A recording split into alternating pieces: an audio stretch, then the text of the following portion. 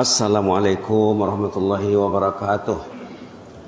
Bismillahirrahmanirrahim. Alhamdulillahirrahmanirrahim. Wabihi nasta'in ala umuri dunia waddin.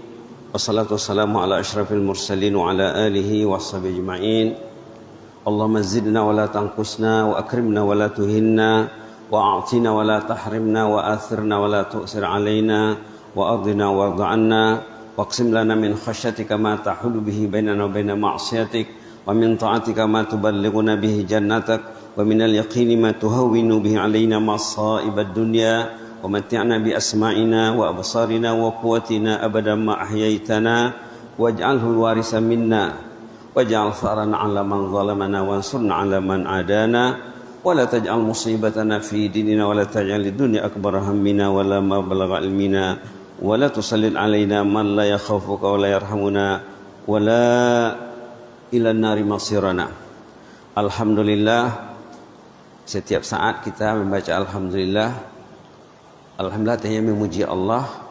Kita memuji Allah. Allah itu suka dipuji. Kenapa kita memuji? Karena dengan nikmatnya lah kita bisa hidup. Dengan nikmatnya kita bisa bernapas, bisa bergerak. Dengan nikmatnya kita sehat, kita berpikir, badan kita aktif, organ-organ kita sehat, tenaga kita semuanya tidak ada masalah, dan kita berada di rumah Allah. Nikmat yang tidak dapat dibeli di pagi hari, berada di rumah Allah. Orang yang berangkat dari rumahnya ke rumah Allah, berniat nak tidur, tidurnya ibadat. Bernilai tidurnya, bahkan nilainya ekstra. Apalagi kalau dia berniat nak sholat tahajud. Kalau dia berniat nak sholat tahajud, nilai tahajud, nilai berangkat ke rumah Allah, nilai sembahyang sunat qabliyah sebelum subuh itu lebih mahal daripada semua isi dunia. Nilai takbiratul ihram itu dinilai tersendiri itu ya. Kalau kita berjamaah tidak telat takbiratul ihramnya, imam takbir dia pun takbir, itu lebih mahal jauh puluhan kali ganda daripada sembahyang sunat tadi. Sembahyang sunat tadi nilainya lebih mahal daripada dunia ini. Sembahyang subuh tidak dapat dikira nilainya. Sehingga ulama mengatakan siapa yang telat sembahyang subuh, imam sudah sempat baca Bismillahirrahmanirrahim, dia baru Allahu Akbar. Kerugian yang menimpa dirinya, kata ulama, tidak dapat dibayar dengan kekayaan dunia ini semuanya. Nilai kerugian orang yang telat takbiratul ihram bersama imam karena terlambat sedikit, bukan tidak datang ya, itu tidak dapat dinilai dengan semua harta benda keduniaan ini. Itu maka Rasulullah SAW zaman dulu pernah berlaku sesudah salat subuh, baginda Rasul bangkit memanggil nama orang yang tidak datang. Artinya apa? Orang itu sangat mendukacitakan. Kemudian tidak lupa juga selawat ke atas Rasulullah. Beliau adalah perintis yang membawa kita dari alam kegelapan kepada alam terang benderang. Renungan pagi permulaan surah Ibrahim yang kita dengar dalam sholat tadi. Apa katanya di sini? Ayat 1. Ayat 1 surah Ibrahim halaman 255. A'udzubillahi minasyaitonir rajim. Alif lam ra. Kitabun anzalnahu ilaika litukhrijan nasa minadh dhulumati ilan nuri biizni rabbihim ila siratil azizil hamid. Kitabun. Kalau di awal Baqarah, zalikal kitab. Bagi orang mengaji bahasa Arab, dia tahu beda antara kitabun dengan alkitab. Kitabun, kitab yang agung, kitab yang hebat. Kitab yang hebat, kitabun. Nakirah li ta'zim. Alkitab, inilah kitabnya. Kitabun anzalnahu ilaik. Inilah kitabnya yang kami turun Anzalnahu ilaik, yang kami turunkan kepadamu wahai Muhammad, untuk apa? Litukhrijan nas, untuk mengeluarkan umat manusia minal zulumat, dari suasana yang gelap berlapis-lapis. Kalau tidak ada Quran dalam kehidupannya, dia tidak berada dalam kegelapan yang berlapis-lapis. Zulumatnya jamak. Ilan nur, kepada suasana yang terang benderang. Kebetulan masjid kita masjid An-Nur. Diambil dari sini, nama An-Nur diambil dari An-Nur, ambil dari surah An-Nur. Kitabun anzalnahu ilaik, kitab agung yang hebat yang kami turunkan kepada wahai Muhammad, litukhrijan nas, untuk mengeluarkan umat manusia semuanya ya, minal zulumat, dari suasana yang gelap berlapis-lapis. Kegelapan kejahilan, kegelapan kedosaan, kegelapan kemunafikan, kegelapan kekufuran, kegelapan kefasikan, kegelapan kesyahwatan, kegelapan keduniaan, kegelapan kesyirikan zaman dulu ya. Jadi manusia berada dalam kegelapan dan kegelapan, maka perlu dikeluarkan menuju suasana yang terang benderang. Dengan apa? Dengan berpandukan, berpedomankan Al-Quran. Tapi dikatakan di sini biizni rabbihim. Ini kuncinya ini. Biizni rabbihim, dengan seizin Allah. Yang mau menyahut panggilan itu diizinkan Allah. Yang tak mau ya tidak mau, tidak diizinkan. Tidak layak datang ke rumah Allah. Nang kodroho beni ya, kamu tidak usah datang. Biizni rabbihim, dengan seizinnya Allah, dengan kehendak Allah, dengan ketentuan Allah. Kita datang dengan ketentuan Allah.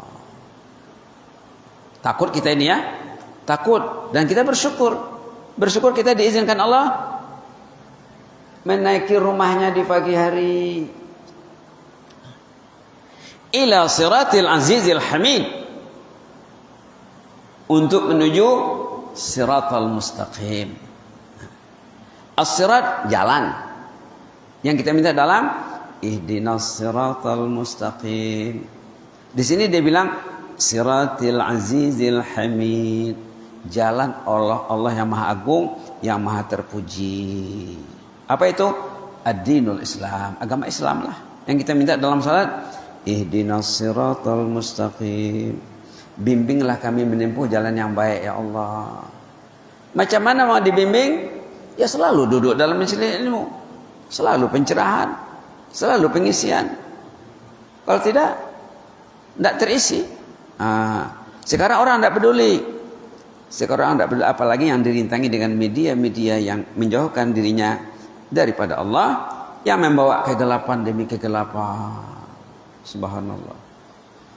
Ada cerita orang saleh, saya dengar di tazkirah di YouTube. Dia masuk masjid katanya. Syekh ini Buya, dia masuk masjid. Dilihatnya ada di sana anak muda pegang HP. Pas azan ditutupnya HP-nya. Dia menunggu. Dia datang sebelum azan nih. Anak itu datang sebelum azan, tapi sampai di masjid pegangnya HP. Pas azan ditutupnya. Sudah azan, di sana ditunggu qamat minimal 10 menit. Kalau salat biasa, kalau salat subuh minimal 15 menit ditunggu di sana. 15 menit, dan semua memanfaatkan waktu dengan Al-Quran. Siapa yang datang ke masjid di pagi hari, kalau baca Quran satu ayat, nilainya sama dengan 1 ekor unta besar gemuk. 1 ekor unta lebih mahal pada 1 ekor kerbau. Karena unta itu banyak fungsinya, terutama membawa barang dan susunya juga kalau unta betina ya. Siapa yang baca Quran di pagi hari di rumah Allah, 1 ayat nilainya 1 ekor unta besar gemuk. Ibu bacalah wadduha Wal-laili idza saja ma wadda'aka rabbuka wa ma qala walal akhiratu khairul laka minal ula wala sawfa yu'tika rabbuka fatarda alam yajidika yatiman fa'awa sampai nanti wa amma bi ni'mati rabbika fahaddis. Dapat 11. Dah 11 ekor unta besar gemuk. Baca alam nasrah 8. Dah 19. Baca tin tambah lagi dengan tin 8. Begitu seterusnya. Baca yang selalu dibaca dalam salat tarawih contohnya At-Takasur, Al-Asr, Al-Humazah, Al-Fil, Quraisy, Al-Ma'un, Al-Kausar, Al-Kafirun, An-Nasr, Al-Masad. Baca satu ayat nilainya 1 ekor unta besar. Itu pagi saja. Hadis terkenal dengan berhubungan dengan baca Quran di pagi hari di masjid. Jadi Ustaz tadi tengoknya orang tuh baca Quran, megang HP, aduh, kasihan orang ini. Bukannya Quran dipegangnya, bukan Quran pegangnya. Saya pernah melihat di Brunei. Waktu itu tak silap sembahyang zuhur. Saya sholat zuhur di masjid yang termegah di sana, merupakan landmark negara Brunei. Masjid Jami' Asri Sultan Hasan Al-Bolkiah. Masuk ke masjid, datang anak muda. Dia celana pakai celana jin. Celana jin orang bilang sini. Celana jin, bajunya baju kaos. Terus masuk masjid sembahyang tahiyat masjid 2 rakaat, kemudian dia pegang Quran. Baca Quran. Wah. Anak muda masuk masjid pegang Quran. Ini dia sudah salat, saya tengok mukanya macam muka orang luar. I'm sorry. From what country are you? Kamu dari negeri mana? Oh, I'm Saudian. Saya ini orang Saudi. Oh, rupanya orang Saudi. Orang Arab kalau masuk masjid biasa pegang Quran. Kalau di Malaysia rata-rata di depan masjid ini rehal dengan Quran susun nih. Dan sini ra Al-Quran. Bahkan ada masjidnya di Malaysia sebelum zuhur, sesudah zuhur mereka wiridkan membaca Quran dengan imam 1 halaman 1 hari. Besok 1 halaman lagi 1 halaman. Baca sama-sama berjamaah macam bertadarus. Itu gunanya ya, litukhrijan nas minadh dhulumati ilan nur, untuk mengeluarkan manusia daripada kegelapan menuju nur, cahaya yang terang benderang. Tapi biizni rabbihim. Ada juga saya baca dalam bukunya namanya Kesaksian Seorang Dokter. Penulisnya Dr. Khalid Abdul Aziz. Kalau kamu masuk masjid katanya, tengoklah katanya, ada orang baca Quran tak katanya. Kalau ada, tanyalah dirimu, mau ndak dirimu megang Quran katanya. Kata dia. Kalau ndak mau, tanyalah dirimu, betulkah engkau mau masuk surga? Sebagaimana dia mau masuk surga. Betulkah keinginanmu masuk surga? Subhanallah. Ada lagi cerita di Brunei sekali lagi. Tadi sembahyang zuhur, ini sembahyang isya. Di masjid Al-Amirah Jah Maryam. Jah Maryam itu termasuk salah seorang istri Sultan Brunei ya. Jadi buatnya menamai masjid nama istrinya. Sudah salat isya, saya tengok jemaah baca Quran ya. Tengok mukanya, muka Arab. Ya Syekh, limadza qara'tal Quran? Syekh, kenapa kau baca Quran? Saya tidak tahu saya solat saya diterima atau tidak. Kita baru solat isya, diterima atau tidak solat kita itu? Kalau diterima, alhamdulillah. Saya bimbang solat tadi banyak, kelemahannya, banyak kekurangannya yang perlu ditutupi dengan tilawah. Orang yang salat tidak baca Quran, tidak akan mau maju salatnya, tidak akan pernah meningkat. Tengok ayat tentang salat dan Quran ya, surah Fatir. Surah Fatir itu surah sebelum Yasin. Subhanallah. Surah Fatir, alladzina, awalnya Bismillahirrahmanirrahim. Innal ladzina yatluna kitaballah. Ayat 29. Surah Fatir halaman 437. Innal ladzina yatluna kitaballah wa aqamus shalah. Orang yang baca Quran dia dulu, kemudian baru salat. Wa anfaqu mimma razaqnahum sirran wa alaniyah, dan dia mau berinfak.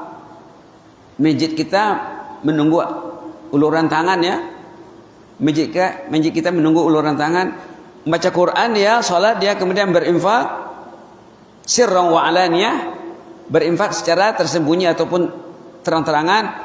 Yarjuna tijaratan lan tabur, mereka lah yang akan mendapat bisnis yang tidak pernah rugi. 3 syaratnya. Agama ini ibarat bisnis tijarah. Bisnis yang tidak rugi 3 syaratnya. 1 tilawah, kedua as-salah, ketiga infak. 3 ya. Innal ladzina yatluna kitaballah, mereka yang membaca kitabullah. Wa aqamus shalah, kemudian baru salat. Wa anfaqu, kemudian berinfak. Mimma razaqnahum, menginfakkan rezeki yang diberikan Allah, sirran, secara rahasia tersembunyi, wa alaniyah, secara terbuka. Yarjuna tijaratan lan tabur, mereka tijarahnya tidak akan rugi. 1. Lihat lagi ke belakang surah Ankabut. Ini dibaca oleh guru kita, ustaz kita waktu dia tazkirah tarawih kemarin, ketua BKM kita ya. Ayat surah Ankabut ayat 45 halaman 410 tentang tilawah dan salat. Apa katanya? Utlu ma uhiya ilaika minal kitabi wa aqimis salah. Baca maju Al-Quran baru salat. Mengaji dulu Pak baru salat.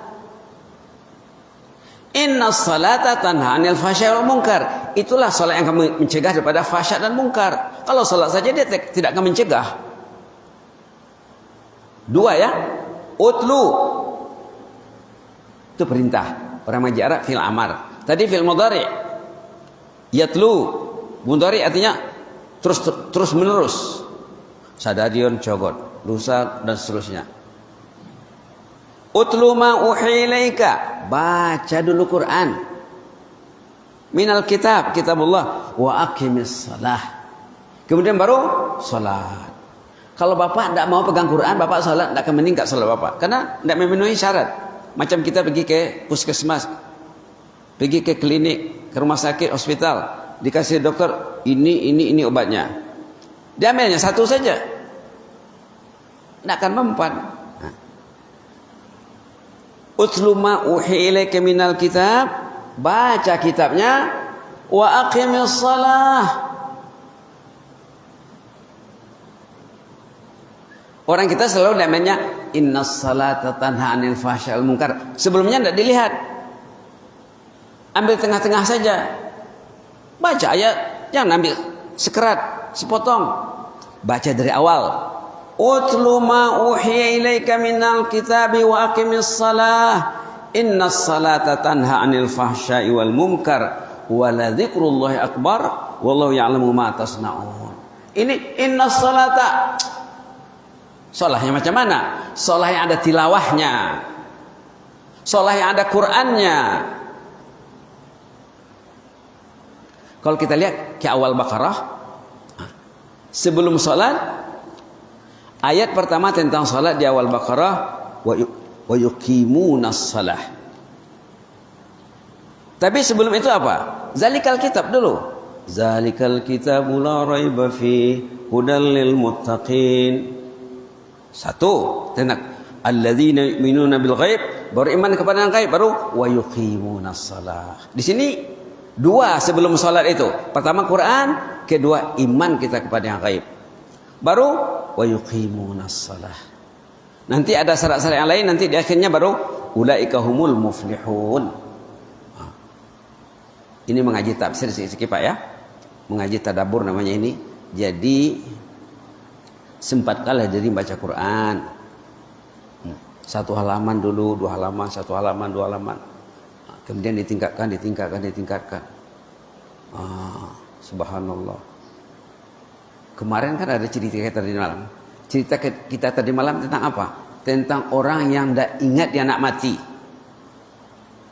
Dia kerja di kubur, menggali kubur, tapi tidak ingat nak mati, lalai hidupnya, sehingga datang jenazah anak pesantren. Waktu dia memasukkannya ke liang lahat, pas dimasukkan jenazah tadi, kuburnya luas, terang dan wangi, indah. Dan dia lihat makhluk Allah dua, malaikat mengambil alih jenazah tadi. Selesai satu perkara. Peristiwa pertama, dia pingsan melihatnya. Melihat malaikat, melihat taman jannah dalam kubur anak santri tadi. Taman surga. Tidak pernah mengalami, tiba-tiba rebah dia. Kali berikutnya setelah sekian bulan kemudian datang lagi satu jenazah. Sama juga. Kuburnya jadi taman surga. Raudhah min riyadil jannah. Allahumma ja'al qabrana raudhatan min riyadil jannah. Tapi dia tidak pingsan lagi karena sudah ada mengalami di kali pertama. Kemudian jumpa dengan ibunya. Dia tidak tahu si ibu ini ibu si mayat, si jenazah. Sudah bercerita, sebenarnya ini anak saya. Sebelumnya sekian bulan lalu juga ada anak saya. Itu anak ibu juga? Iya. Subhanallah. Kedua-dua anak ibu ini kuburnya jadi taman surga. Raudhah min riyadil jannah.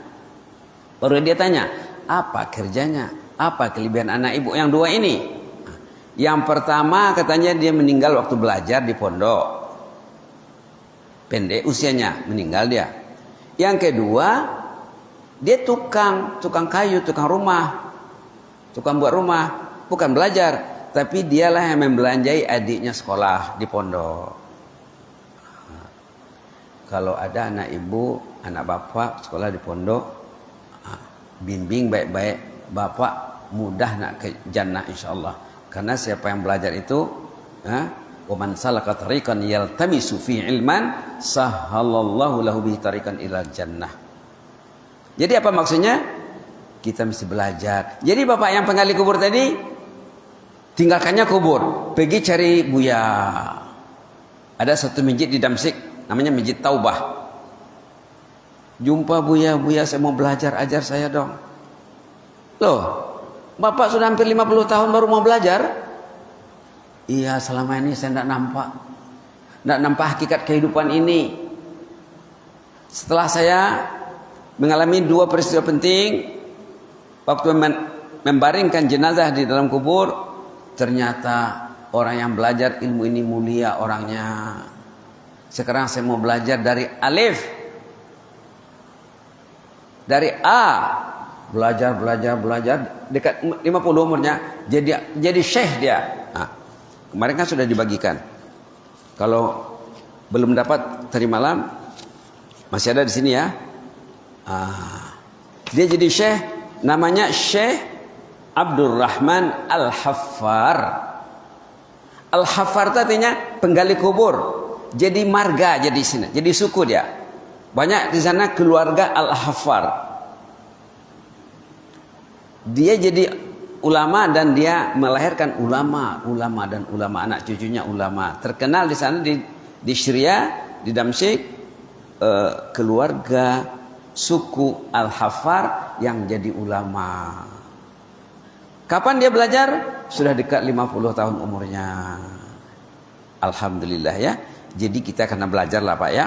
Belajar macam mana nak jinaati dengan Al-Quran.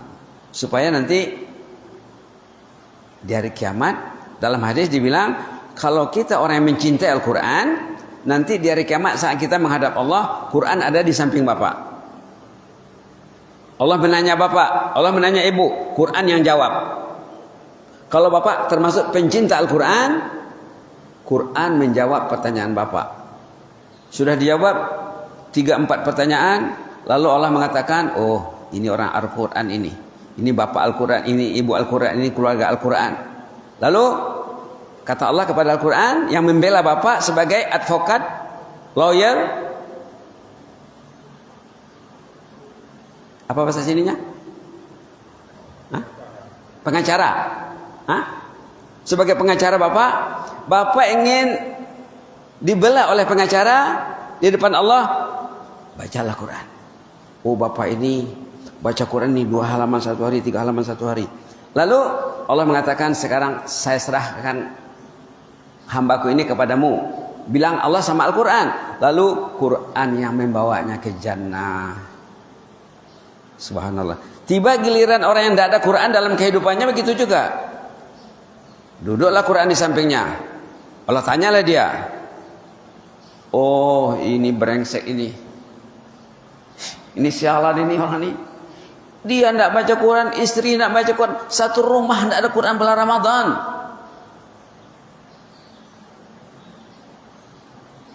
Maka Allah bilang sama Quran, terserah sama kamulah. Terserah sama kamu deh, mau diapain orang ini. Quran yang mencampakkan, apa bahasa sininya? Melemparkannya. Kalau bahasa Malaysia membalingkannya. Quran yang menyampaikan ke dalam neraka. Na'udzubillah. Dalam hadis dikatakan, Al-Quranu hujjatun laka au alaika. Quran ini sama ada membela Anda nanti dengan baik di hadapan Allah, atau akan menyudutkan Anda, menjatuhkan Anda kalau Anda tidak ada masa bersama Al-Quran. Jadi itu sajalah tadabbur ayat 1 surah An-Nur. Artinya kita akan dikeluarkan Allah daripada suasana yang gelap kepada yang terang benderang dengan kitabun anzalnahu ilaik, dengan kitab Al-Quran. Mudah-mudahan tergeraklah di hati kita untuk menggerakkan diri dan pasangan hidup dan ahli keluarga untuk menghidupkan rumah dengan Al-Quran, terutama di hari-hari terakhir bulan Ramadan ini, untuk ditindaklanjuti nanti sesudah Ramadan. Jazakumullah khairan. Inni uhibbukum fillah. Wastaudiukumullah. Wassalamualaikum warahmatullahi wabarakatuh.